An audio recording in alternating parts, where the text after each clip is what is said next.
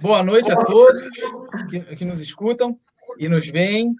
Eu gostaria de apresentar essa live, mais essa live do ProLivres, que é uma sequência de lives apresentadas pelos nossos colegas de grupo, Antônia e Diogo. E nessa live nós vamos discutir infância e linguagem. E para discutir esse assunto, nós temos como convidada a nossa caríssima amiga Clarice. Então, eu vou passar a palavra para o Diogo, para que ele faça as honras da casa, e a gente comece, então, a discutir esse assunto tão pertinente e tão importante na área da educação com a nossa caríssima amiga Clarice. Uma excelente live para todos nós, e qualquer coisa que precisarem é só me chamar. Obrigado, Edson. Boa noite a todos, como vão? Nós vamos dar um pequeno tempo aqui para ver se o pessoal vai entrando, para dar tempo das pessoas chegarem na sala, tá? É um prazer imenso aqui, estar com o grupo do ProLivres, com essa equipe maravilhosa, e essa é a quarta edição do programa Arte, Cultura e Educação, né, organizado por mim e a Antônia. Começamos aí no mês de junho, com 2 lives, foram 2 semanas de live, falando sobre cultura, a importância da alta cultura, e prosseguimos com vários temas. Esse mês nós temos o tema da infância e linguagem, né? Então, a Clarice, ela é nossa amiga do ProLivres, ela é graduada em fonoaudiologia pelo Instituto Metodista de Educação e Cultura, em 94, também graduada em Publicidade e Propaganda pela Pontifícia Universidade Católica do Rio Grande do Sul, em 90, e doutorada em Letras, né, pela PPGL, PUC-RS, em 2015, na linha da pesquisa de cognição e linguagem. Perfeito? Então, trazemos essa caríssima amiga nossa para falar sobre esse tema que parece ser o foco, o grande ponto de apoio, o ponto de partida, digamos assim, da educação, principalmente no momento de hoje, principalmente esse ano, e no governo em que a gente está, que dão ênfase à educação na infância, à alfabetização. Então, esse tema vai ser muito caro a nós. Pessoal, então, o que eu gostaria de mencionar aqui, né? A princípio, o que eu tenho a dizer sobre a infância, eu que sou um professor de desenho, né? Eu não sou um professor pedagogo, não dou aula para crianças, mas eu acredito que todos os pais, todos aqueles que são pais, têm experiência com as crianças e podem dizer aqui, poderiam dizer o que é e quão importante, quão brilhante e encantador é a infância, quando a gente olha para os nossos filhos. Eu lembro que desde quando eu decidi ser pai, eu comecei a pesquisar, eu comecei a estudar, assim como eu também estudei para poder dar aula sobre psicologia, sobre pedagogia, métodos de ensino, por que não? É importante que a gente se prepare para tudo na nossa vida e, por que não, para os nossos filhos, para as crianças, né? O contato com a infância, né, ela indica sempre um ser humano bruto. Ao meu ver, o que acontece? A criança é, por um lado, um ser que tem potência para animalidade, e ela, por outro lado, ela tem potência para pureza angélica. Então, no ser humano adulto comum, isso também existe. O ser humano é dual. Também há uma dualidade, há esses polos, onde a gente precisa se manter. Aristóteles já dizia que é importantíssima, a virtude moral só se dá com equilíbrio. O homem equilibrado consegue se manter na reta moral. Então, o equilíbrio das ações é aquilo que vai realmente nos conduzir à melhor ação, às melhores ações, e, de modo geral, por causa de boas ações, por causa da boa convivência com a sociedade, com as pessoas no seu entorno. Isso gera o quê? Isso gera felicidade, como diria Aristóteles, o grande filósofo. E eu vejo que na criança isso acontece de maneira mais radical. Então, enquanto a criança tem, por um lado, ela é como se fosse potência, a criança é como se fosse potência pura, né? Na filosofia eles falam sobre ato puro. Então tudo viria criado de um grande ato, naquilo que, nesse grande ato, tudo viria a ser criado. E a potência pura, por outro lado, seria a matéria bruta. Então a criança é matéria bruta, se a gente for analisar. Ela tem uma grande potência para a animalidade. Quer queira ou que não, se você largar, ou como a gente pode até observar nas nossas escolas, nós tantas vezes dissemos, nossa, a escola está largada, os professores estão sendo desmoralizados, né? Não há uma educação desses jovens para os adultos, os mais velhos. Isso é a animalidade, isso é a potência animal que a criança tem. Por outro lado, a criança está muito próxima do princípio, então ela é pura, ela tem a ingenuidade, ela tem os seus atos sinceros, a gente observa isso. Qualquer pai é capaz de observar isso.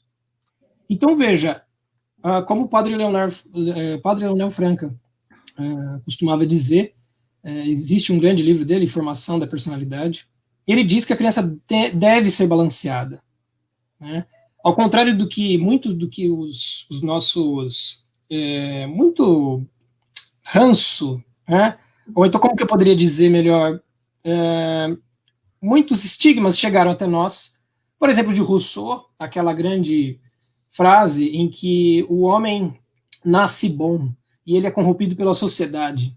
Tudo isso, existem este e outros exemplos de estigmas que a gente carrega, mas veja, até que ponto isso é aplicável e isso é real? Porque eu acho que depende muito, obviamente, dos pais, depende da criação, de grandes professores, grandes exemplos, em que a criança pode se pautar e pode ser muito melhor, pode crescer na sua filosofia moral, né, com a sua experiência de vida, crescer com o caráter, um caráter bom e reto. Mas, entretanto, ela precisa, óbvio, de exemplos. Raros casos a gente tem de crianças que conseguem se guiar mesmo com maus exemplos. Mas a gente sabe que isso é muito difícil, sim. Mas o indivíduo sempre fala mais alto. O indivíduo sempre é o grande determinante, né? Mas, óbvio, entre determinismo e entre o acaso total, uma outra coisa que vira também, e hoje para nós é um estigma, de dizer que ou é por acaso ou é determinismo completo. A gente fica nesse de um polo para outro. Mas a gente não consegue perceber que uma parte da nossa realidade rege o determinismo, muitas coisas são determinadas, sim, outras coisas são um acaso, e a gente tem esse misto na nossa realidade. E se a gente não começa a perceber isso, as coisas se tornam mais difíceis. Ou seja, a criança é potência, certo? Ela tem um futuro pela frente, na sua formação, ela pode ser guiada, mas, por outro lado, ela carrega a personalidade, ela carrega a individualidade dela. Então, veja, quando a gente fala de educação, ao meu ver, uma das coisas mais importantes é quando a gente fala sobre vocação, quando a gente fala sobre a finalidade dessas crianças. Bom, a gente vai falar muito a respeito desses assuntos. Eu não quero me estender muito. Eu acho que a gente pode... eu posso passar a palavra para a Clarice, depois a gente retoma esse assunto, né? Eu tenho algumas perguntas a fazer a ela aqui, então eu vou começar com 3 perguntas. Logo após das perguntas respondidas, a Antônia vai participar também perguntando, né? A qualquer momento, vamos lá. Estamos abertos a interrupções, se forem necessárias, obviamente. Vamos lá. Então, a primeira pergunta que eu tenho a você, Clarice, é a seguinte: os indicadores de alfabetização, eles são assustadores, a gente sabe, é só fazer uma breve pesquisa, né? Com base numa informação como uma que eu retirei há pouco tempo de uma matéria sobre educação, do blog Canguru News, eu até publiquei para divulgar essa live, ela comentava assim, Verônica Freindreich, não sei se eu pronunciei certo, ela foi a autora desse material. A cada 100 crianças com 8 ou 9 anos, apenas 45% têm aprendizado suficiente em leitura no terceiro ano do ensino médio, série em que todas as crianças deveriam estar alfabetizadas. Né? Eu gostaria de saber a sua visão sobre o que a gente pode aproveitar do tempo da pré-alfabetização para que talvez a gente consiga se esquivar dessa estatística, né? Ou o que será que está acontecendo? Qual é a dificuldade? O que a gente está fazendo de errado? Na sua visão, eu gostaria que você passasse para nós. Você que tem bastante experiência nessa área, né? Tá bem. Então, vamos começar. Boa noite, então. Eu quero agradecer o convite para estar aqui hoje conversando com você sobre esse assunto. Linguagem é um mundo muito grande, muito amplo, e sempre é difícil a gente fazer os recortes e traduzir isso em palavras mais simples para um entendimento, né, de todo mundo. Então, espero ser feliz neste ponto, poder trazer e contribuir para todos que estejam aqui hoje conosco, nos acompanhando. Vou começar falando um pouquinho, Diogo, do que tu trouxesse naquele preâmbulo, né, sobre a criança, e destacaria assim 2 pontos, particularmente, que me agradam muito no trabalho com crianças. Eu sou fonoaudióloga, sou publicitária também, mas a minha ação profissional, minha atuação é a fonoaudiologia. Atualmente eu sou fonoaudióloga do curso de fonoaudiologia da URGS, e desde 93 eu trabalho ligada a escolas, então numa área que eu considero muito, chamada fonoaudiologia escolar.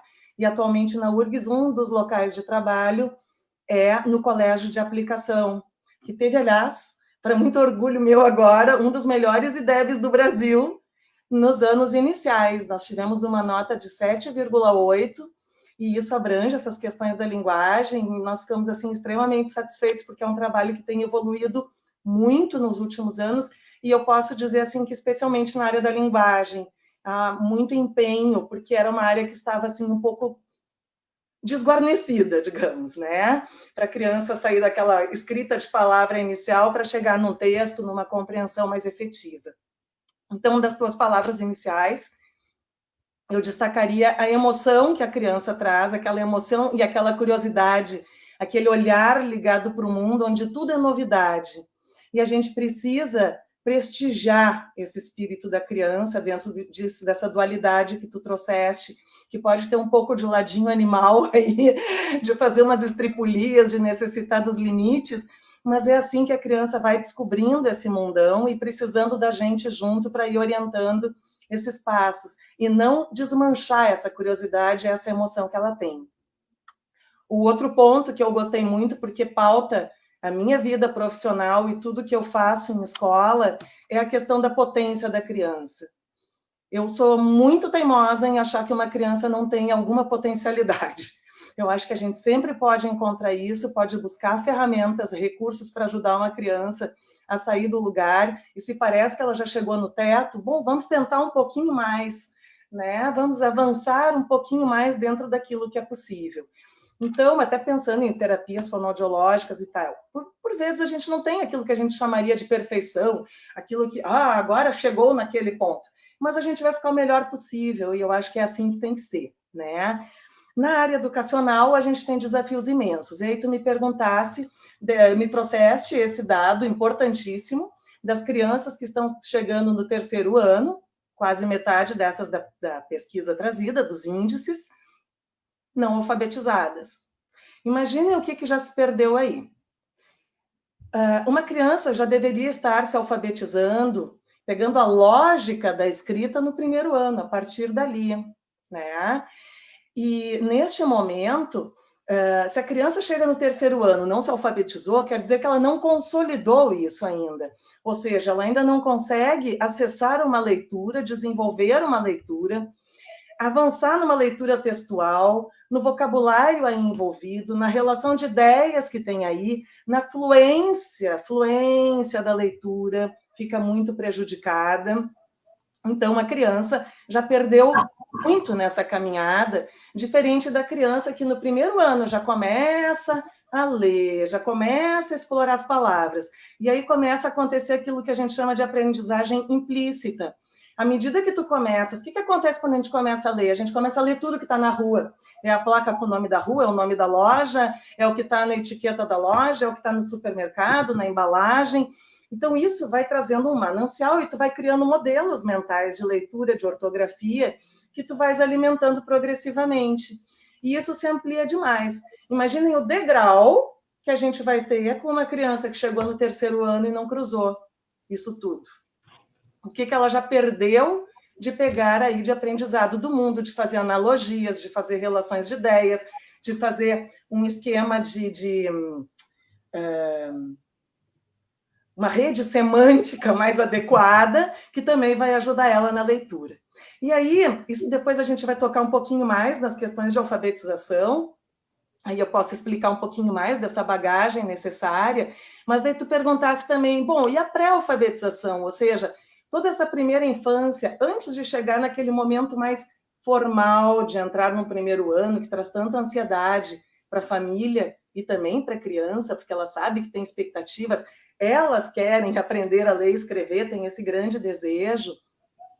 Então, estou vendo o recadinho de uma querida professora aqui, a Salete Garcia dos Santos, que eu tenho muito orgulho da parceria dela com o nosso Grupo A Letra, que é um projeto de extensão que a gente tem na URGS, fazendo formação de professores.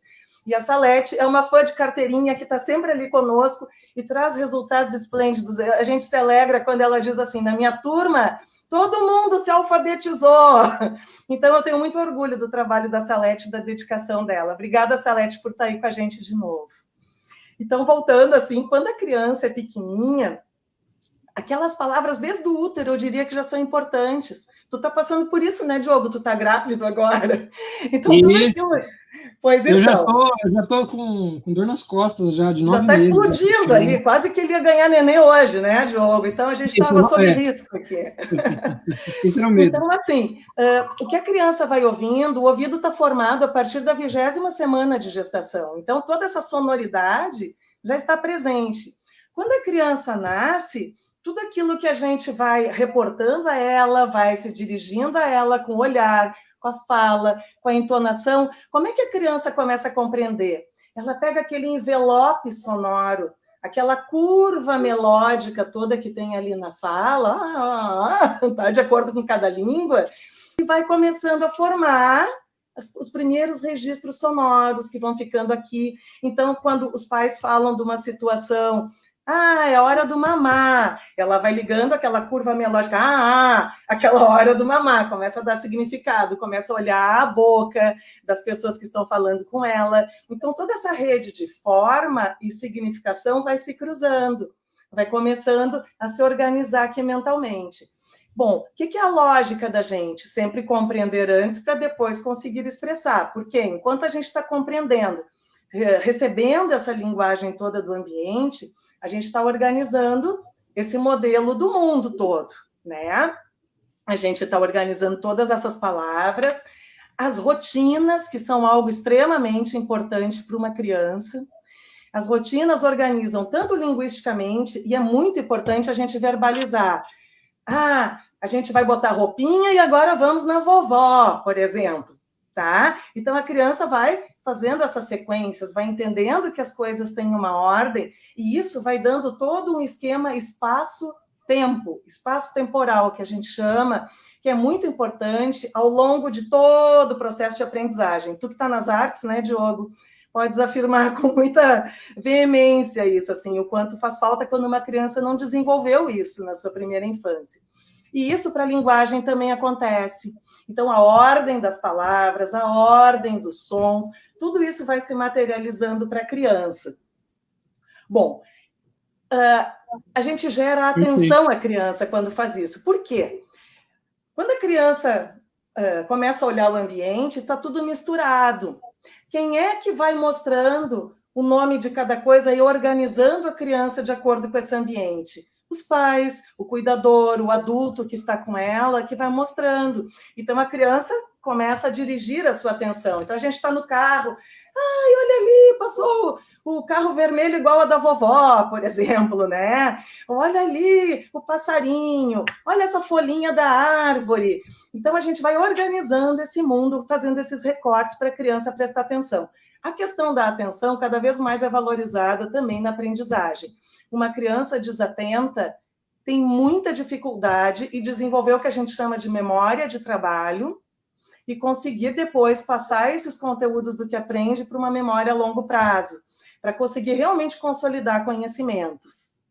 Então, nessa primeira infância é importante a gente conversar, gerar a atenção da criança, falar de um jeito que a gente faz ao natural, mais encurtado nas frases, com melodia, de um jeito assim que chame a atenção da criança, olhando o olho no olho, isso é muito importante, de preferência na altura da criança, isso nas escolas, nas pré-escolas é bastante importante, porque a criança que fica lá embaixo e o adulto lá em cima, ela só enxerga o queixo do adulto que está falando com ela.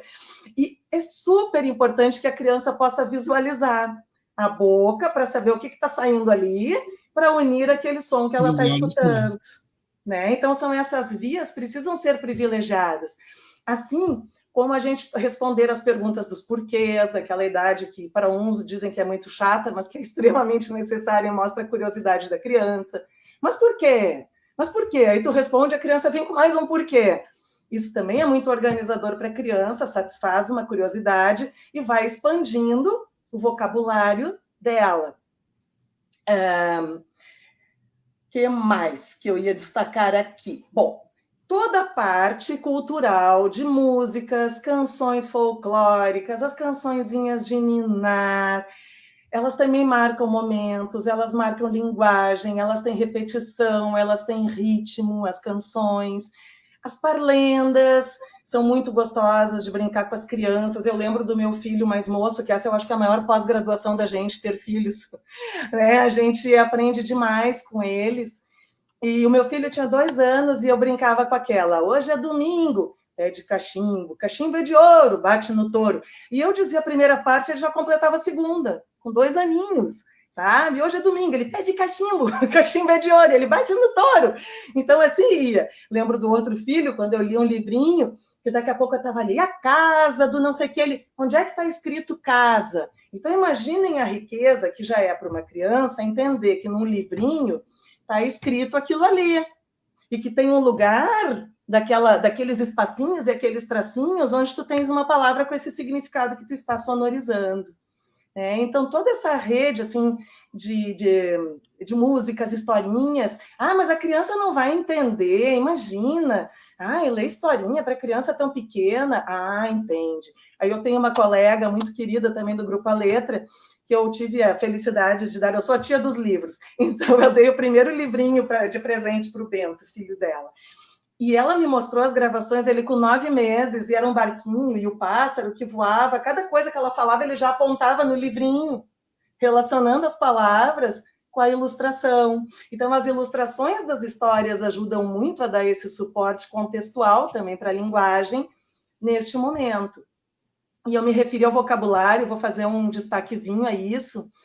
Assim como a questão dos sons, que nós vamos falar em seguida, o vocabulário é tido assim como uma das partes mais importantes da linguagem que a criança precisa desenvolver desde cedo e que mais significa um degrau entre as crianças de maior vulnerabilidade social com aquelas que têm uma condição em casa melhor, que têm algum acesso a livros, a um teatro, a um cineminha, a um vídeo, a uma conversa. O diálogo é extremamente importante. Foi bom falar nisso, me lembra aí, Diogo, porque eu tenho que falar do diálogo.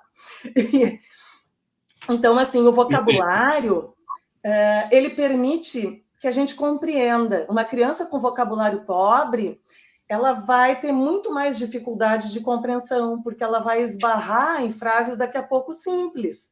Por exemplo, eu tinha feito um exemplo aqui para falar disso, mas tudo bem. A criança vai ler, a criança em desenvolvimento. Se desenvolvimento não é uma palavra conhecida para a criança, ela vai chegar ali e ela ainda está aprendendo ali a criança em dedo, ela vai ficar tateando, mas ela não vai tentar ir numa palavra diferente daquelas que ela conhece. E tem pouco pouca mobilidade ainda cognitiva para isso.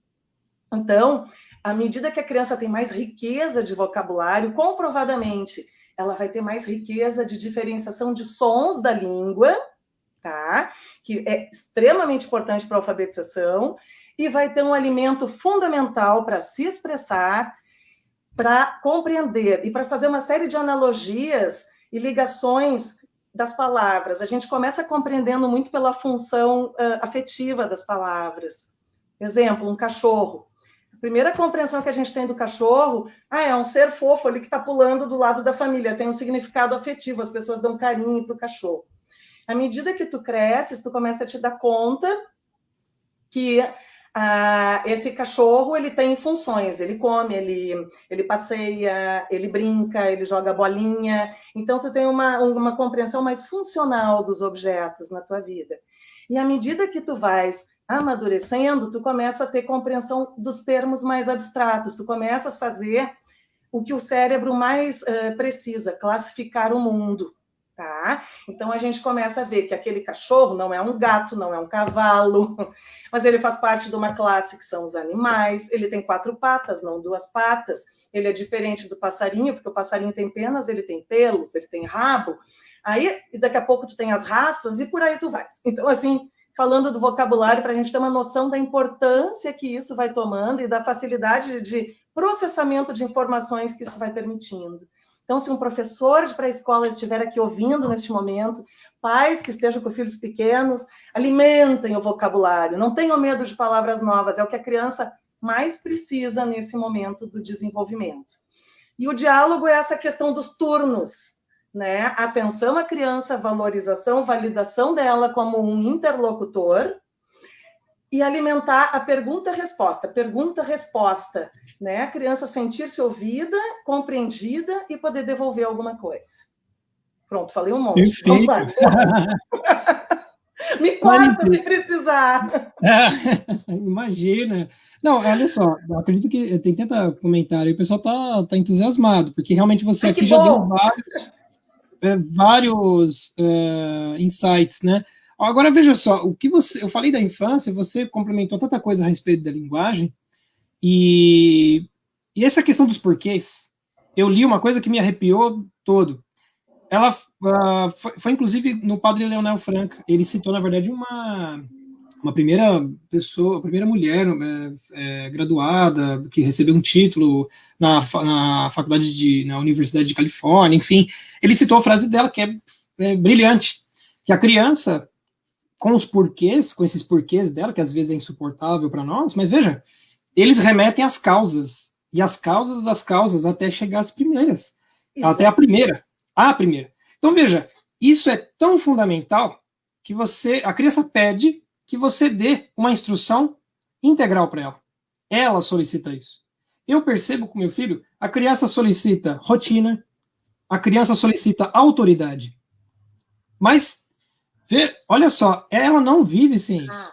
É só começar a perceber. Quando eu acostumo meu filho com uma coisa todos os dias, nos 2, 3 primeiros dias, ele tem 4 anos, é aquela briga. Não quero. Corpo mole. Geminiano, não sei se isso é do signo. Ele não quer. Eu sou leonina. Uma fera igual. Tá quase lá, né? Mês próximo. Mas veja, a gente tem, né? A gente quer mais fácil, isso é tão natural. E eu percebo que depois, no 3º, pro 4º, pro 5º dia, ele vai me pedir se eu esquecer. Qualquer coisa. Pode ser tomar banho, escovar o dente e fazer lição. Né? Então, a comida, quando você oferece... Diogo. Não é? Quando você oferece boas alimentações, é importante. Hoje ele fala, eu não passo dos 2 docinhos depois do almoço. Se eu oferecer o 3º, ele não vai querer.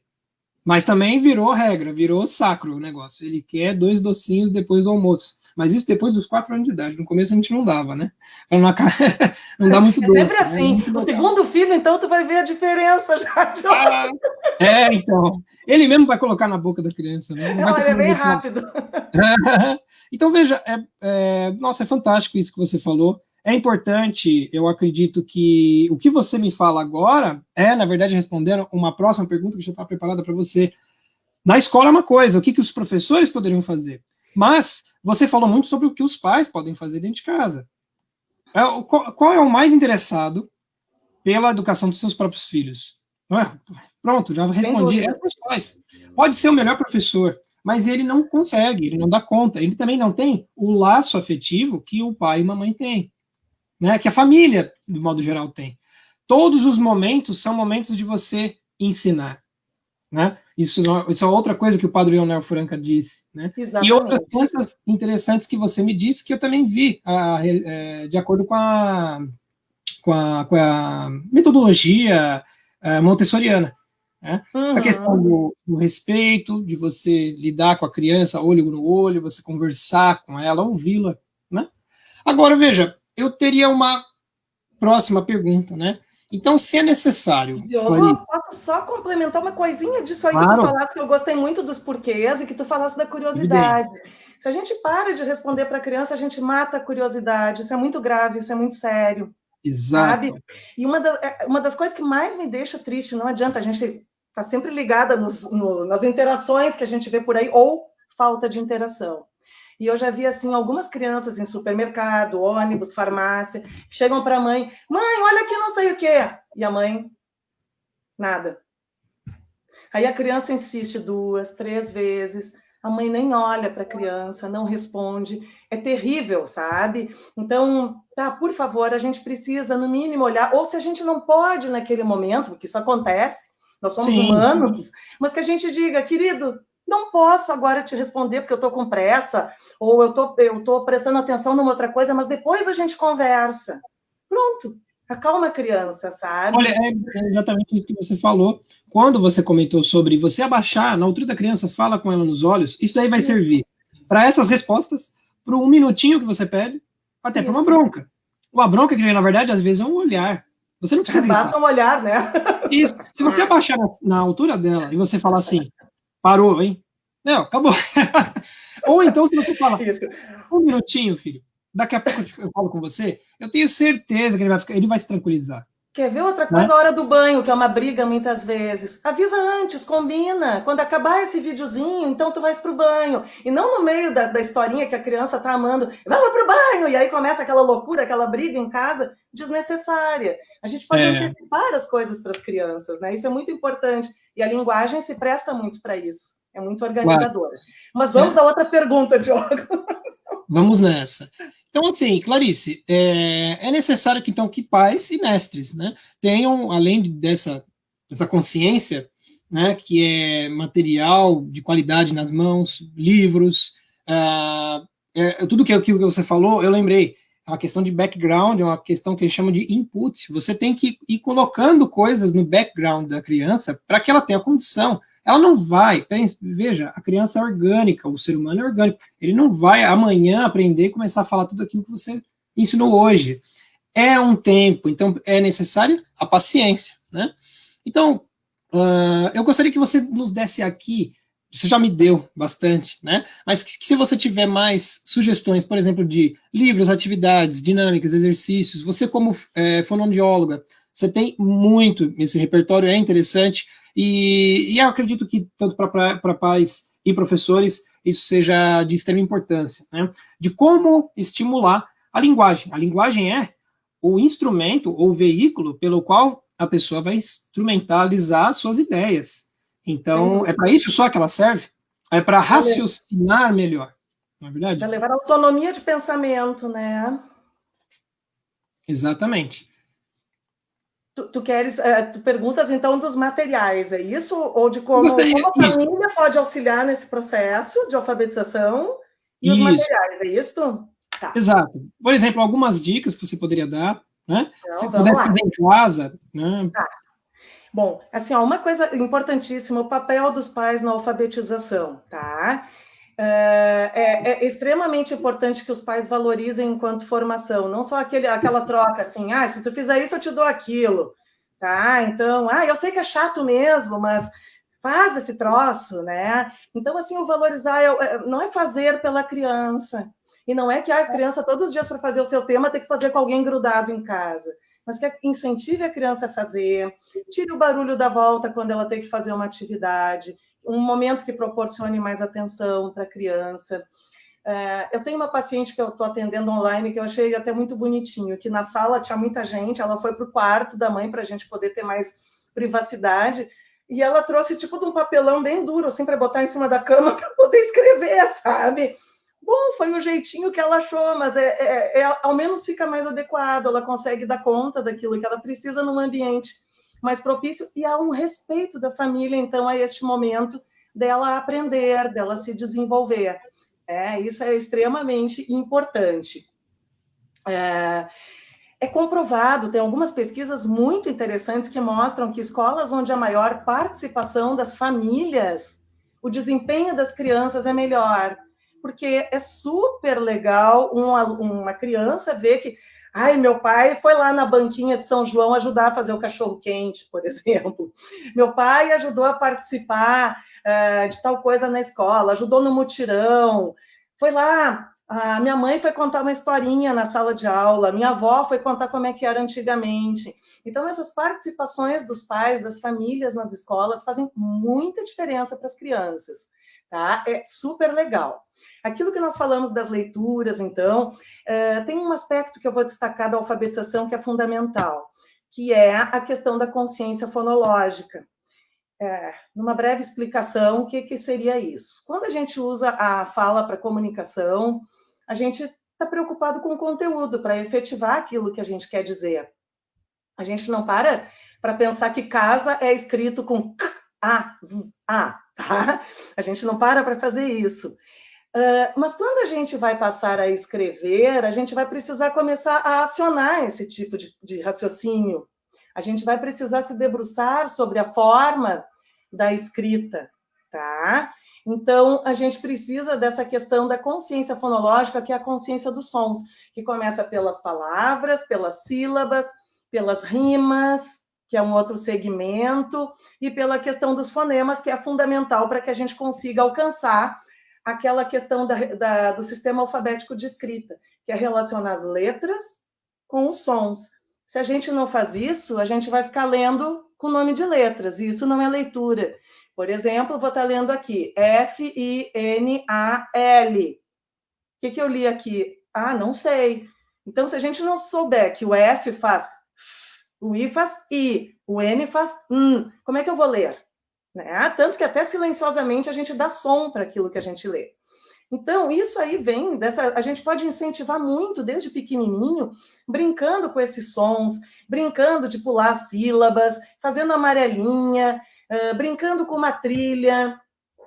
Tem algumas brincadeirinhas legais, assim, ó. Por exemplo, a gente pode pegar encarte de supermercado, pegar, recortar as figuras, sortear e andar numa trilhazinha, sabe? Ou num piso que seja quadradinho, tu sorteias pé. Quantos quadradinhos tu vais andar? 1, porque pé só tem uma sílaba. Aí tu tirou a outra palavrinha ali. Computador. Vamos contar. Computador. Quantos pedacinhos tem? 4. Então eu vou andar 1, 2, 3, 4. Qual era a palavra maior? Computador. Pé menor. Isso tudo já vai para o raciocínio lógico-matemático, tu já estás trabalhando comparação, tu está trabalhando as sílabas que são da palavra, depois tu pergunta qual era o primeiro pedacinho de computador, como é que termina? Olha, dor é uma outra palavrinha, uma coisa ruim que a gente sente. Então a gente vai brincando com isso e as crianças amam fazer essas coisas, tá? As rimas com os poeminhas são um outro material fantástico, a minha tese foi sobre isso. Se alguém quiser, depois eu posso passar o link da tese, ou um capítulo de um livro. Não é fazer propaganda, mas é um livro editado pela PUC, tá? Ops, cadê? Aqui, não. Aqui.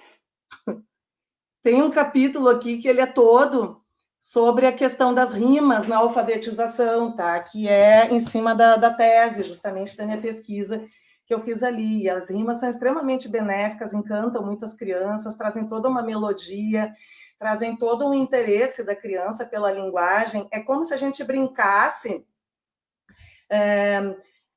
com algum outro objeto, de carrinho, de alguma coisa, que a gente está brincando com as palavras. Lá na escola, lá no aplicação, nós fazemos sarau poético com as crianças, com os anos iniciais, de 1º ao 5º ano. Vocês não imaginam o que é o tamanho da adesão das crianças, porque a gente antes já trabalha na sala de aula com os poemas, brinca com os poemas, com eles. Vou brincar com vocês um pouco. Espera aí, já chego ali. Brinca com isso, e aí as crianças, por livre adesão, participam do sarau, com trava-línguas, com poema de autoria, com parlendas, com o que elas quiserem, né? Com música.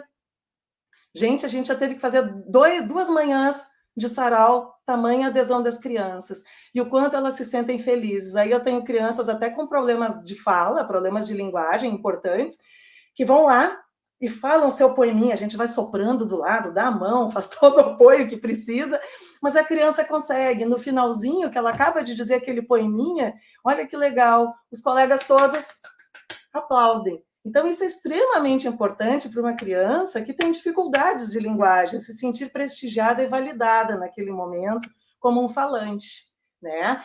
Bom, de livros. Eu fiz uma listinha que depois a gente pode colocar ali.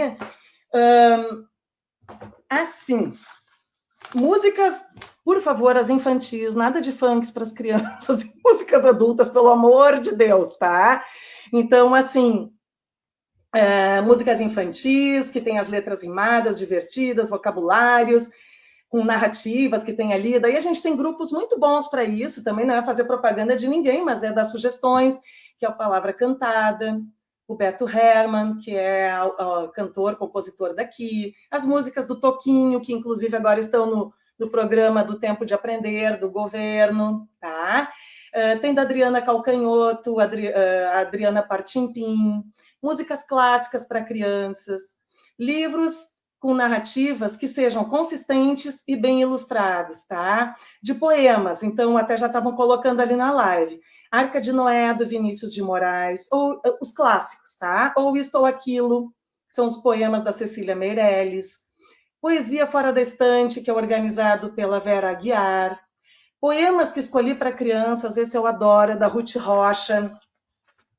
Super legal e muito bem ilustrado. Quando as crianças vão para o sarau, fica a minha mesa cheia, eles vão lá, futricam em tudo, procuram os poemas ao seu gosto, a gente trabalha a leitura, é muito bom. 111 poemas para crianças, do Sérgio Caparelli. Os livros da Eva Furnari, eles não são exatamente poemas, mas eles são todos rimados. Você Troca? É super legal, as crianças adoram, porque depois eles seguem fazendo as trocas com as rimas. Travadinhas, também da Eva Furnari, e o Não Confunda, que ele é muito engraçado também. As crianças adoram poemas e histórias divertidas nessa fase. Narrativas, autores clássicos também que nós temos aqui, excelentes, a Ruth Rocha, a Tatiana Belink, Pedro Bandeira, o Ziraldo, Monteiro Lobato e muitos outros. E aí eu posso citar alguns livros que eu uso em oficinas e que eu gosto muito e dão muito certo, tá? Então tem O Homem que Amava Caixas, que fala sobre a relação do pai com o filho, é muito bacana. Pedro e Tina, uma amizade muito especial, esse livro é fantástico, gostosíssimo de trabalhar, porque é uma amizade de duas crianças bem diferentes, um todo certinho, quer dizer, a menina toda certinha, para variar, e o menino mais destrambelhadinho, descoordenado, e o quanto eles aprendem na diferença, um com o outro. E é lindo, então, esse livro, eu adoro, sou fãzona. A Caligrafia da Dona Sofia, esse aqui já é para um pouquinho maior, tá? É este aqui. Oi, sempre erro o lado.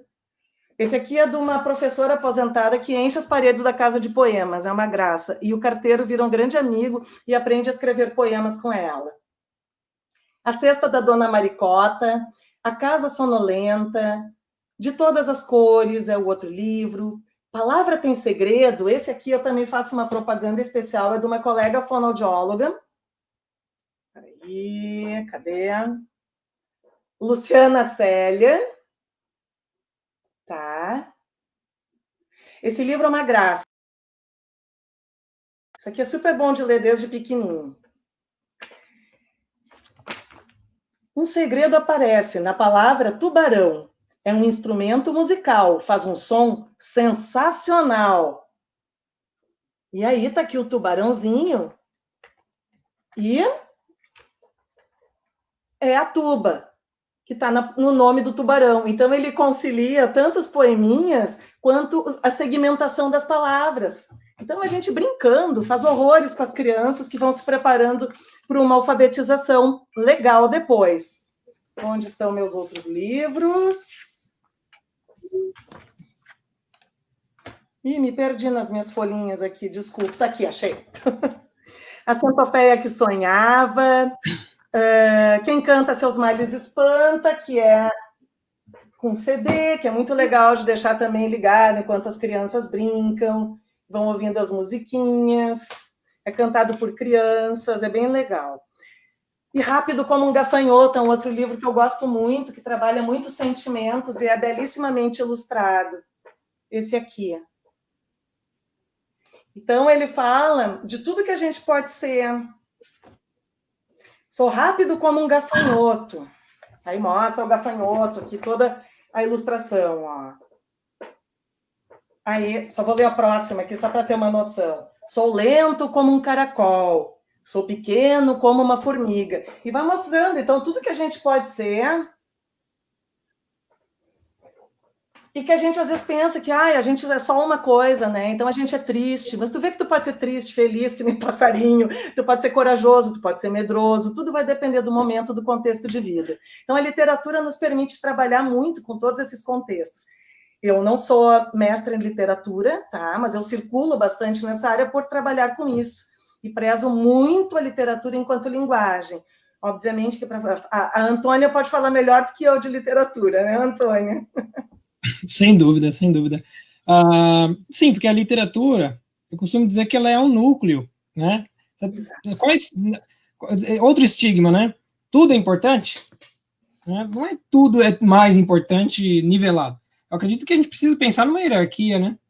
O que é mais importante que seu filho saia da escola depois de uma década cursando, indo todos os dias? Ele precisa saber falar, ele precisa saber escrever e ter um raciocínio lógico pela matemática. Ou seja, português, literatura também, que é ancora, mas português e matemática, poxa, eu sou professor de artes, mas veja, arte vai virar um satélite, arte e ciência, mas qual que é o núcleo? O mais importante, o que você espera que seu filho tenha, né? A capacidade, basicamente, disso. E então é fundamental, é mágico isso que você está contando aqui para nós. E por que a literatura? Literatura é uma linguagem bem formada, né? Então isso é importante para a criança. Senão a gente cai muito naquela coisa, vamos escrever o texto coletivo. Vamos escrever o texto coletivo. Tem validade também, mas a gente precisa dar a referência também de bons textos para as crianças. E a literatura oferece esse universo de uma maneira assim que traga fruição, é atrativa para as crianças, né? Exato, exato. Não dá para fazer nada, não dá para criar nada do nada, de um pote vazio, de uma tábua rasa. Você precisa de background, você precisa de inputs, né? Você precisa de repertório para poder fazer alguma coisa. Não adianta. Então, eu sou professor de desenho e o que eu costumo fazer? Desenho de observação. A gente vai criar. O desenho é seu, então já é uma criação sua, fica tranquilo. É isso que eu explico para os meus alunos. Mas então você precisa observar muito para poder fazer bem. Não adianta, não tem o que fazer, não tem para onde correr, né? Nesse sentido. Eu vou passar a palavra para a Antônia. Eu prometi que eu ia brincar com um poema, é um que quem já me ouve mais vezes já conhece bastante, mas é um que eu sei de cor salteado e dá para propor como é que é a brincadeira, tá? Porque poema tem gente que às vezes diz também, eu trabalho com poema, mas às vezes a criança só lê aquele poema ou se lê de uma maneira muito dura.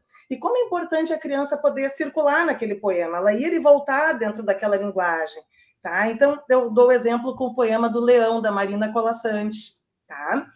Então, primeiro a gente explica o que é um poema, explora isso para as crianças, a gente diz, um dia a Marina Colasanti viu um leão e falou de um jeito diferente sobre o leão, porque os poetas fazem isso, eles veem coisas diferentes do que a gente no dia a dia, né? Então, como é que é o poema? Vamos ver o que ela inventou aí do leão. O leão é conhecido como o rei dos animais. Tá aí um cara sabido, o máximo que ele faz é passar o dia à toa, enquanto quem caça é a leoa. Então, assim, as crianças, às vezes, no primeiro momento até olham, não entendi nada. Aí a gente vai voltando, trabalha o que é sabido, o que é o máximo que ele faz, o que vocês entenderam da leoa. Então, a gente vai avançando e depois a gente vai brincando com o eco, por exemplo. Ele mora na selva, então lá tem pedra e volta o som. O leão é conhecido, ido, como rei dos animais, ais. Tá aí um cara sabido, ido. E por aí nós vamos, brincando com essas coisas. Ou um leão brabo, falando poema. Ou um leão mansinho, que seria um tipo fora da casinha ali de leão. E por aí nós vamos, tá? Mas então, esse trabalho torna atrativo, envolve a criança com texto e permite que ela explore mais a tessitura toda. É maravilhoso. A criança adora música, né? E o ritmo também educa em todos os sentidos, né? O ritmo educa para muitas coisas na vida, inclusive para sílabas e tudo aquilo que você mencionou. Para tonicidade, que é super importante, sílaba tônica. Uhum. Exato, perfeito. Antônia, eu gostaria de passar a palavra para você. Ela tem perguntas também. A gente está... Só para a gente não se alongar muito tempo aqui. Estamos estourando, eu acho que nós vamos ter que repetir a live parte 2 outro dia. Se precisar, a gente faz isso, é só combinar, gente.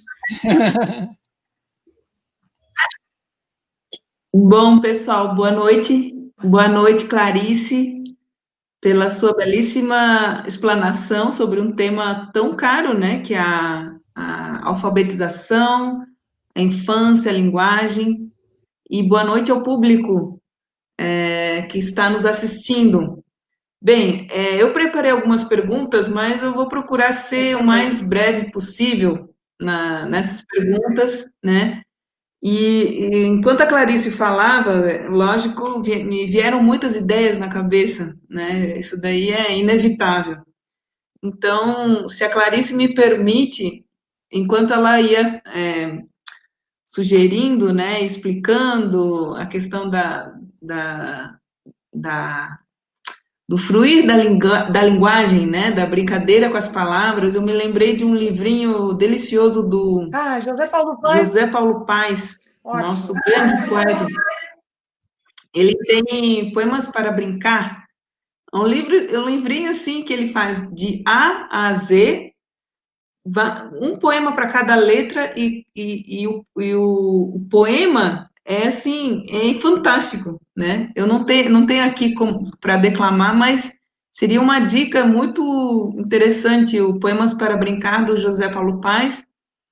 Em relação à música também, eu comprei para o meu filho aqueles livrinhos como é que chama? Do Carlos Nadalim, que é do Música em Movimento.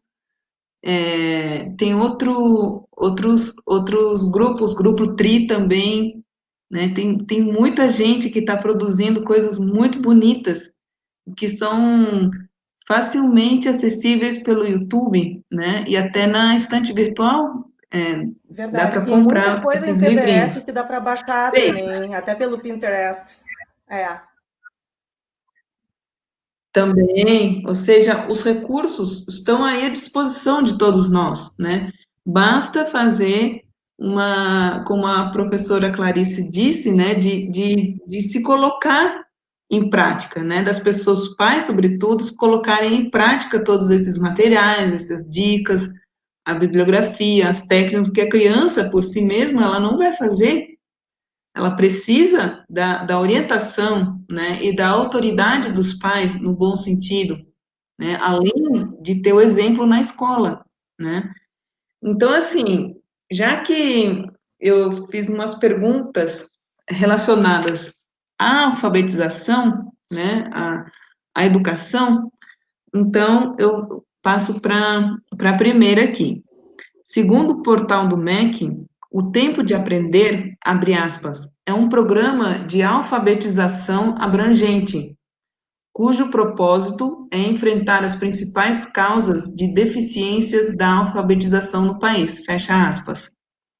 Sabemos que são muitos os desafios a serem enfrentados por todos os profissionais envolvidos na educação, não só a pública e a privada, mas a que ocorre dentro de casa, como o homeschooling. Como colaboradora do programa, professora Clarice, quando da sua elaboração, cite algumas causas de deficiências da nossa alfabetização que, para você, são as mais fundamentais. Tá bem, Vamos lá, vamos tentar sintetizar, porque nós estamos realmente passadinhos do tempo, né, Antônia? Eu sei. Eu tive a honra de fazer parte do corpo técnico desse programa do governo, né, do Tempo de Aprender, do preparo da formação para professores e dos materiais que vão para a sala de aula. Foi uma experiência riquíssima, com uma equipe muito bacana de trabalhar, cheia de gás, assim, para fazer o melhor possível pela educação no nosso país. E eu acho que essa é a maior honra, né? Quando a gente pode, assim, estudar, se aprofundar e depois oferecer aquilo que a gente aprendeu, aquilo que a gente desenvolveu, para realmente trazer um bem, para devolver isso para a sociedade. Isso é muito gratificante, né? Então, a gente espera estar podendo fazer isso. Bom, os índices de alfabetização, infelizmente, são terríveis mesmo, de forma geral, no nosso país, especialmente nas escolas públicas, nas de maior vulnerabilidade. Quando a gente conversa com os professores, eu sei, tem muitas tristezas e compartilhamentos de situações muito complicadas que a gente vive nesses ambientes escolares. Então, isso temos mazelas, famílias pouco participativas, né? Crianças que vão à escola que diz que é para aprender a fazer o cálculo para vender a droga depois, sabe? Tem coisas assim muito pesadas que a gente se entristece muito. E aí que eu acho que é um outro papel da alfabetização, e por isso eu luto muito pela alfabetização, foi onde eu primei mais, assim, na minha formação, objetivei mais para poder colaborar na minha vida, porque eu acho que a partir do momento que a gente aprende a ler, a gente começa a ter várias experiências através daquilo que a gente lê. Então, a gente pode se colocar em outros papéis, a gente pode absorver outras realidades, até de famílias, a gente pode mudar um pouquinho lendo, né? Tendo acesso a outro tipo de material. Então, a leitura, ela permite uma ampliação de horizontes importantíssima. Eu acho que, assim, a gente teve na nossa história aqui recente das metodologias de educação ou da falta de, o que é um ponto muito importante. Eu acho que daqui a pouco a gente se perdeu no meio do caminho. Eu ouço muito isso dos professores, né, que deixaram de estudar muito da linguagem nas suas formações. Faltam elementos para eles entenderem melhor como é que a criança pode adentrar, como é ensinar uma criança, de fato, a conseguir pegar a lógica de um sistema alfabético de escrita. Infelizmente, assim, para muita gente, se a gente perguntar o que é o sistema alfabético de escrita, que é onde a pessoa está colocando todo o seu esforço para ensinar uma criança a ler, ela às vezes não sabe bem do que se trata esse sistema alfabético, né? Então vai muito por tentativa e erro, vai como a criança acha que é, aí veio aquela história do não corrige nada, deixa assim, não tira as palavras difíceis, não pode falar do som na sala de aula. Isso foi extremamente danoso, o não falar no som.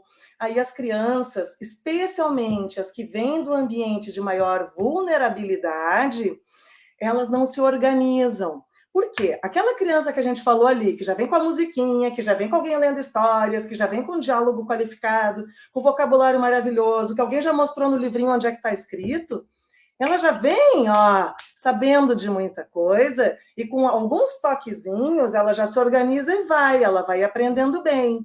Agora, essa criança vulnerável, que veio sem experiência nenhuma, sem riqueza nenhuma no seu desenvolvimento de linguagem, ela se perde na escola. Aí vem os textos, e ela fica olhando aquilo tudo, que parece milhões de letras, e ela não consegue se organizar. Por onde eu aprendo? Por que lado eu vou?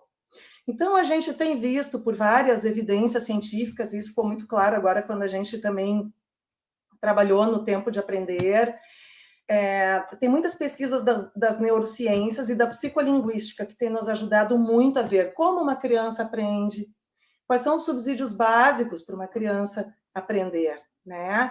Então, a gente entende que, especialmente para essa criança vulnerável, o ensino mais explícito, mais organizador, ajuda essa criança a aprender, a sair do lugar. Ela começa devagarinho e quando ela olha para a rua, consegui ler aquilo ali. Achei o I, achei o A. Juntou o P com o I, é o Pi. Está escrito Pi ali, agora eu já consigo ler pai. Então ela vai indo, mas ela consegue. Agora, se ela vê aquilo tudo junto, ela se perde. E eu acho que a nossa educação estava muito assim, tudo muito junto, né? Eu fui ler ali um comentário, agora só deixa eu retomar aqui o raciocínio. Então, assim, ó, é que a gente sempre tem que cuidar, porque assim como em determinado momento, me parece que veio uma revolução na área metodológica, nada daquilo que a gente fazia do tradicional presta, a gente botou muita coisa fora. Assim como agora a gente dizer nada disso que está fazendo presta, também é botar muita coisa boa fora. Então, acho que dessas perspectivas mais construtivistas que vieram, um aspecto muito bacana é o de olhar a criança como protagonista também do seu aprendizado, entender que a criança vem com muita bagagem, aproveitar bastante essa bagagem que a criança traz, para que ela se desenvolva cada vez mais, acrescentando os elementos que a gente pode trazer para ela. Mas do tradicional tinha muita coisa importante que a gente está retomando também, né? De uma maneira menos intuitiva, entendendo os fundamentos disso. Exemplo disso. Se eu só trabalhar a partir de palavra, nunca segmentar, a criança começa a ter desenho da palavra. O que acontece? Ela começa a levar essas imagens para o seu hemisfério direito. Para onde ela deveria estar levando? Para o hemisfério esquerdo. É ali que tem, nessa regiãozinha aqui, todo o trabalho de ligação dos sons com o que está sendo escrito. A criança precisa levar para aquele lugar. Se a gente vai pelo caminho errado, a criança não chega lá. Ela vai seguir encarando como um desenho, tá? Isso só para um exemplo, e dito de uma maneira mais grosseira, neurofisiologicamente teria que se explicar isso muito, muito mais belamente, tá? Mas, assim, é só para ter uma ideia do quanto a gente pode estar pisando na bola e sem querer, com todo esforço, com todo amor possível para educar uma criança, mas a gente precisa entender mais essas bases linguísticas e cognitivas do desenvolvimento, para ajudar, de fato, a criança a chegar lá. E isso que eu falei do som é fundamental, porque esse sistema alfabético de escrita, como é que ele é montado? A gente tem um conjunto de sons da fala da nossa língua, tá? E a gente tem um conjunto de letras, não são tantas assim. O que a gente tem que aprender? Que o B faz B, ok? É esse o som. Que o C pode fazer dois sons diferentes, pode fazer S quando ele está juntinho do I ou do E, e ele faz C quando ele está com A, O e U. Tá? Então, só para dar um exemplo assim do que seria essa questão do fonema grafema, tá? Então, a gente precisa ajudar a criança a transitar nisso, para que ela vá dominando os sons. E eu lembro, assim, que eu convivo com os professores direto, e muitos tinham medo de fazer isso. Ai, não vai ser muita coisa para a criança nesse momento. Não, não é. A criança está exatamente com toda a abertura cognitiva para isso. Senão, a gente queima etapas importantíssimas de desenvolvimento cognitivo. Esperar para alfabetizar até o 3º, 4º, 5º ano, a gente às vezes deixa lacunas quase irreparáveis, infelizmente, que depois fica o que eu chamo de eterna operação resgate. E na clínica chegam muitas crianças assim depois, tá? Que estão lá no 5º, 6º, 7º ano e não conseguiram aquele lá do início, não consolidaram a relação fonema-grafema e a sua fluência de leitura. Se uma criança não ganha fluência na sua leitura, ela vai compreender pior. Exemplo, a casa é bonita, tá? Tá escrito ali. E eu vou começar a ler. Caça,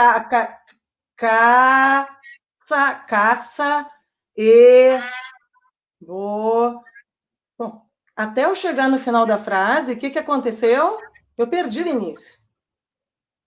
Então, se tu perdes a fluência, tu não guardas a informação e tu deixas de progredir na tua leitura e na tua compreensão. Por isso é tão importante essa etapa inicial da alfabetização. E óbvio que todo esse manancial de literatura, eu trabalho com compreensão. Enquanto a criança não lê, vamos ler para ela e vamos trabalhar a compreensão. Põe as figurinhas para botar em ordem, pergunta se tal personagem está na história ou não está, o que fez tal personagem, em que parte tu viu tal coisa, onde é que tu viu que ele estava triste, que palavrinha mostrou que ele estava triste. Tudo isso é importante para a criança ir desenvolvendo, enquanto ela ainda não é autora da sua própria leitura. A gente precisa ir ajudando. Clarice, muito obrigada. A sua resposta já responde praticamente a minha segunda pergunta, ou seja, exemplificar algumas dessas técnicas, né, que deram resultado no exterior, porque o tempo de aprender, assim como conta para mim, né, os 2 programas do governo e que foram concebidos pela Secretaria Nacional de Alfabetização, né? Capitaneado pelo Carlos Nandalim.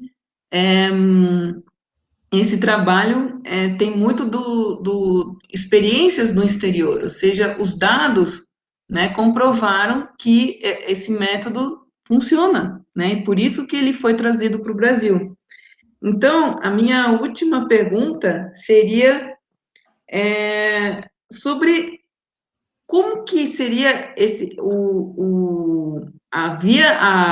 vamos dizer assim, a implantação do tempo de aprender nas escolas? Aí eu faço a seguinte pergunta: todos sabemos que um programa tão novo quanto o tempo de aprender não está isento de pré-julgamentos, não só por ser algo que vem desmistificar muitas ideias concebidas em nosso meio educacional, mas em relação ao próprio programa, que desafia todos nós a mudar nossas práticas educacionais com as nossas crianças dentro e fora de casa. Como você vê a aceitação do programa? Você profissionalmente trabalha com o Conta Pra Mim ou o Tempo de Aprender? Fale um pouco mais da sua atuação no Rio Grande do Sul. Certo. Bom, é uma pergunta ampla, assim, tem bastante elementos também. Assim, nós tivemos uma pena, assim, que esse ano com a pandemia nós não estamos podendo implantar o programa como deveria. Ele também é por livre adesão das escolas, as direções entram em contato e aí se fornecem todos os materiais, esse treinamento para os professores. Sempre uma preocupação que as coisas não fiquem engessadas demais, mas, por outro lado, tem que ter um texto meio pronto ali para guiar os professores de como proceder. Esse programa buscou, assim, também materiais muito simples, muito acessíveis, a gente revisou vocabulários, olha, foi um trabalho super minucioso, assim, de madrugadas a fio. Eu vi que a minha colega principal de parceria nas madrugadas está aqui nos assistindo, a Márcia Sartori. Muito obrigada, Márcia, por todo esse momento de parceria e trocas excelentes que nós tivemos, aprendendo uma com a outra. Então, a gente fez todo esse percurso, tá? O que se propõe esse trabalho do tempo de aprender? Bom, o Conta Pra Mim é a parte da literacia, para a família, para dar uma bagagem, mostrar para a família como é que ela pode fazer, a importância dessas ações todas. As escolas podem trabalhar isso com as famílias, as músicas, as leituras das fábulas, das historinhas, das narrativas, está tudo ali no site do MEC, tá? E o tempo de aprender é a parte voltada para as escolas, que se propõe a dar apoio pedagógico para a alfabetização, aprimoramento das avaliações da alfabetização, então tem coisas que estão sendo desenvolvidas ao longo do caminho, assim como se pretende revisando sempre tudo que está sendo feito, ouvir os professores para ir aperfeiçoando, essa é a ideia. Formação continuada de profissionais da alfabetização, que também está no site do MEC, e valorização dos profissionais de alfabetização. Os módulos principais que são desenvolvidos e os materiais todos, e as aulas, as estratégias todas desenvolvidas, são a partir desses tópicos, aprendendo a ouvir. Por quê? Porque o primeiro passo é a escuta da gente, né? Então, desde aprender a ouvir as palavras, diferenciar sons, enfim, fazer todas essas conexões de consciência fonológica que a gente falou inicialmente, consciência de sílaba, de rima, tudo isso. Depois vem a parte do conhecimento alfabético, que é uma das partes carentes atualmente na escola. Mostra só a letra, mas não se dá o som, ou, sabe? Então, aquela parte toda assim, de trabalhar mais explicitamente como é que se dão essas conexões da escrita na prática. Fluência de leitura, que é fundamental, tem um trabalho de leitura mesmo, um trabalho de vocabulário, e está faltando a outra, compreensão e produção de escrita. Então, tem escrita interativa, tem a escrita espontânea, tem uma série de módulos que mostra assim, como que tu podes fazer, né? Com todos os elementos. Claro que em cima disso a pessoa pode se inspirar e fazer outras atividades diferentes também, né? Mas ajuda demais. E agora, deixa eu ver, Antônia, o que mais tu tinhas me perguntado aí para eu não me perder que faltou na resposta? Microfone. Microfone. Sobre a questão no nosso contexto, sim, aqui né, no Rio Grande do educacional, Sul. o que você vem fazendo aí no Rio Grande do Sul? A professora Salete, acho que ela colocou uma mensagem Ah, falando que você tem o seu grupo, que é uma experiência maravilhosa, que as pessoas custam sair da sala, né? Então, fala um pouco da tá. sua experiência aí no seu ambiente de trabalho. Tá. Ah, é bacana. É bom a gente poder falar das práticas, né? E de algo que está à disposição para todo mundo. Isso é que eu acho bonito, assim. A gente tem a letra, se escreve tudo junto, a letra. Também tem no Facebook, tá? Quem quiser localizar. É um projeto de extensão atualmente da URGS, mas a gente começou lá em 2007. Nós temos 13 anos já de trabalho. A gente começou assim como um grupo de pós-graduandas na área da linguística, justamente, e nós discutindo esses índices de alfabetização e vendo consciência fonológica. Poxa vida, mas isso aqui não chega para o professor. Como é que a gente pode ajudar para essas coisas das pesquisas chegarem no professor? Não adianta as teses ficarem na prateleira da faculdade. Agora também estão no digital, mas na época ainda eram nas prateleiras apenas, tá? Então a gente começou a montar um grupo, que é o A Letra, era para ser uma associação, no fim ficou inviável fazer associação, mas o que interessa é a alma do grupo, né? Um grupo muito unido, com idealismo, de ajudar na formação dos professores e levar as pesquisas acadêmicas de uma forma acessível para a formação do professor, fazer essa conversa com o professor. Então, a gente começou com formações lá na PUC, até que uma estourou. Hoje os bombeiros nos pegariam. A gente teve que começar a levar cadeiras extras para dentro do auditório lá da Faculdade de Educação, de tanta gente que vinha, e nós, meu Deus, o próximo vai ser lá no auditório grande da PUC, né? E assim foi. Aí a coordenação lá da Letras nos deu o prédio grande, a gente começou a fazer essas formações para professores do Estado, do município e para a rede marista, já que a PUC também é marista e tudo, né? Temos toda essa ligação. E aí, quando a gente foi para a URGS, cada uma numa etapa ali, uma docente, outra, etc., a gente resolveu oficializar o A Letra dentro da URGS como um programa de extensão, para ter mais facilidade com os certificados e tal. Então, a gente costuma ter nos sábados de manhã, uma vez por mês, essas formações, assim como alguns seminários, que no caso agora está sendo de 2 em 2 anos, né? Fora outros que a gente ainda faz. É interinstitucional, isso é bacana, é com a Unicinos, é com a PUC, a URGS. Então, a gente procura contemplar, né, essas diferentes ideias e formações que cada um traz.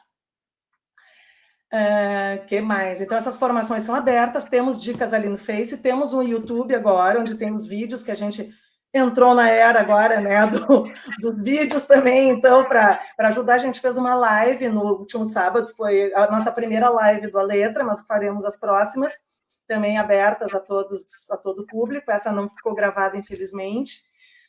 E a gente já fez formações com uma honra muito grande para a Secretaria de Educação aqui do Estado também, a convite deles, foram nos prestigiar no A Letra, gostaram muito do trabalho, e fizemos formação lá na secretaria mesmo para os professores. A gente também faz algumas parcerias com secretarias de educação de algumas cidades próximas.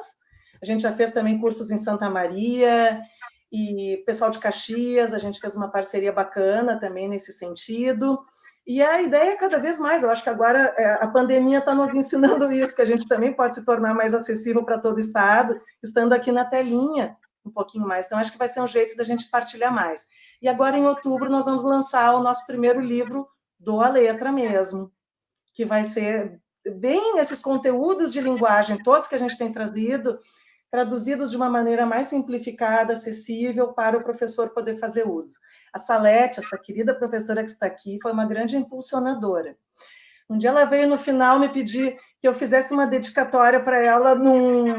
Ela imprimiu toda uma aula que eu tinha dado, e os slides ela imprimiu. Eu digo, ai, está na hora da gente fazer um livro e fazer uma coisa decente. Os professores merecem esse carinho, né? Então, foi isso que a gente fez agora, e espero que em breve vai estar saindo do forno e a gente vai estar podendo estar com os livros da Letra para o pessoal poder usufruir também mais essa outra forma, né, de consistente aí para eles poderem se amparar. Oh, que seja bem-vinda à publicação, né? Divulgação do trabalho belíssimo de vocês. Parabéns, Clarice. E muito obrigada pela live, porque realmente o conteúdo é riquíssimo, e não só pela questão de uma área científica, né, da fonoaudiologia, mas também porque ela tem braços para outras áreas, né, literatura, música, artes visuais. Isso é muito Clarice, tá? Eu gosto muito dessa mistura toda. É uma, eu gosto exatamente, da linguagem com vida, né? Essa é uma coisa que convida os pais, as famílias e os educadores, enfim, a uma amálgama, né? Um verdadeiro amálgama de saberes, de experiências, de trocas. Eu acho que isso ficou muito claro na sua fala, né? Ficou muito... É fácil da gente perceber o seu entusiasmo e a sua experiência também, não é uma questão só de demonstração de conhecimento, mas de uma pessoa que vem fazendo muita coisa, né, e vem ensinando bastante. Então, eu acredito que a live foi muito feliz em tê-la como convidada, né, nós agradecemos, e passo, então, a palavra para o meu colega Diogo. Bom, eu tô encantado aqui com tudo que a Clarice nos trouxe, esse bate-papo super gostoso, o pessoal está elogiando muito, Clarice, muito obrigado, parabéns pelo trabalho que você tem, muito completo, né? Um trabalho completo e grandioso. Eu tenho certeza, né? Eu penso assim, todo profissional tem que pensar assim como pais, que devem ter projetos a longo prazo, não a curto prazo, necessariamente. Porque esses projetos a longo prazo é que fazem diferença. Quando você sabe que você está fazendo certo, você sabe que aquilo é o melhor caminho, mesmo que você não colha frutos tão cedo, né? Eu agradeço muito.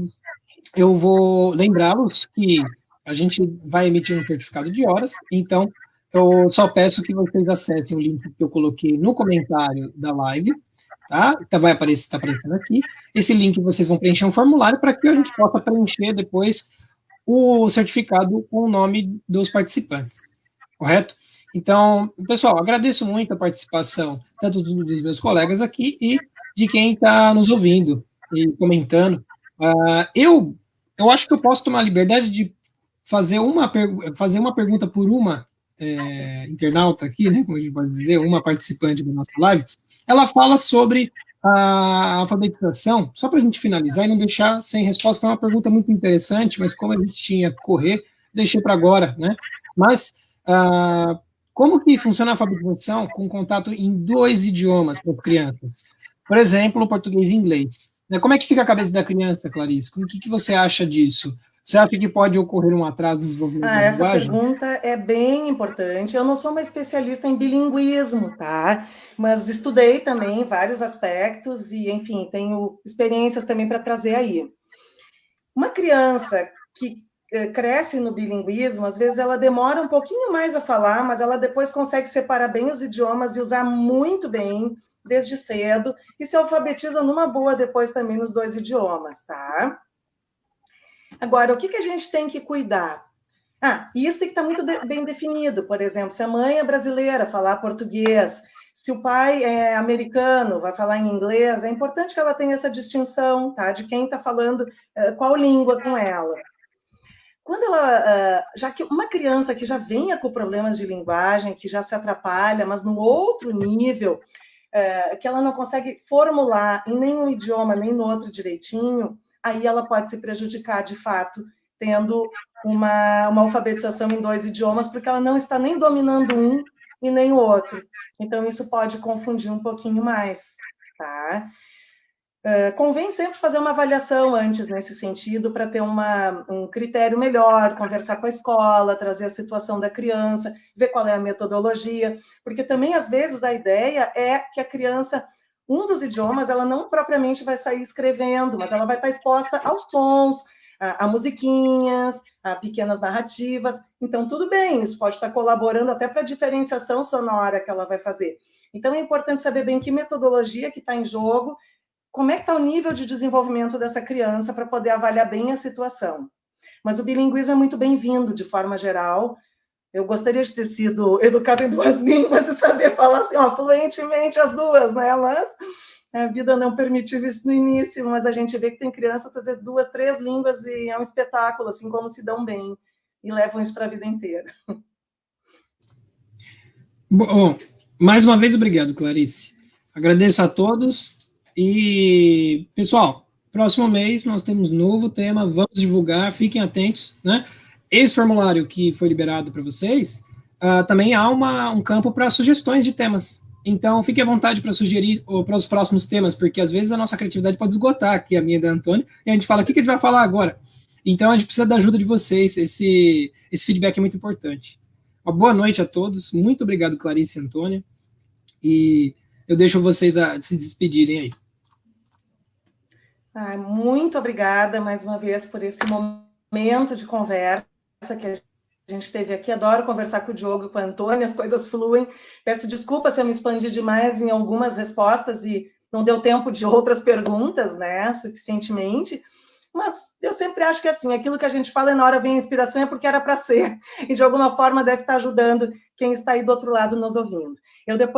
Aqui eu não tenho os comentários, né, e quem estava nos assistindo, eu vi alguns momentinhos aqui passando na telinha, mas depois eu vou entrar no Face ali para ver e agradeço desde já a participação de cada um, a participação carinhosa de cada um, e vi que alguns aproveitaram muito, fico extremamente feliz com isso e estou às ordens aí para trocas, tá? E muito obrigada, então, mais uma vez, uma boa noite, um bom descanso para todos. Obrigado, até mais.